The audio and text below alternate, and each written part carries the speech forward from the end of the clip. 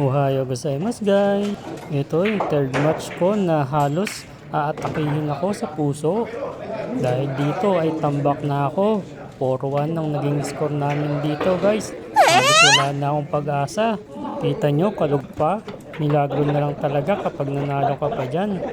Yung tipong nananalangin ka na lang habang nakaupo na sana magkamilagro. Buti na lang napalakas ang tira niya sa 7 pero nagawan pa niya ng paraan. Blessing niya pa yan guys. Kaya tinira ko na lang ng bahala. Kaya yun, bumenta na naman guys. Talagang all-outs tayo dyan. At sakto naman ang kanyang preparasyon. Diba? Halos inisip ko na dyan guys. Wala na, talo na tayo. Laglag na ako. Pero tingnan nyo, nangyari Tinitira niya lang yun ng ilalim pero kumagat yung pectus. Ang swerte ko talaga dyan, muntik pang may scratch. At dyan ay nag-heal match na nga kami guys. Grabe na yung pressure na nararamdaman namin guys. At yung table na yan guys, ang hirap makipaglaro dyan sa table na yan.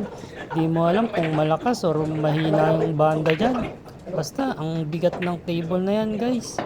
Hindi mo makontrol yung banda. Or dahil sa bigat na rin ng nararamdaman namin dalawa. Dahil pag natalo ka dyan, ay talagang laglag ka na. Diyan sa 7 nga pa guys. Akala ko talo na ako dyan kasi nagkamali ako dyan Balagbag yung tira ko. Kaya benta na naman sa kanya. Panoorin nyo yung mangyayari dyan dahil dyan na yung intense na part. Semi-diretso nga pala yan guys. Kaya dyan, na-pressure na siya. At buti na lang, may butas pa yung 8. Kaya hindi na ako nahirapan paulugin yan guys. Binisip ko lang yan guys.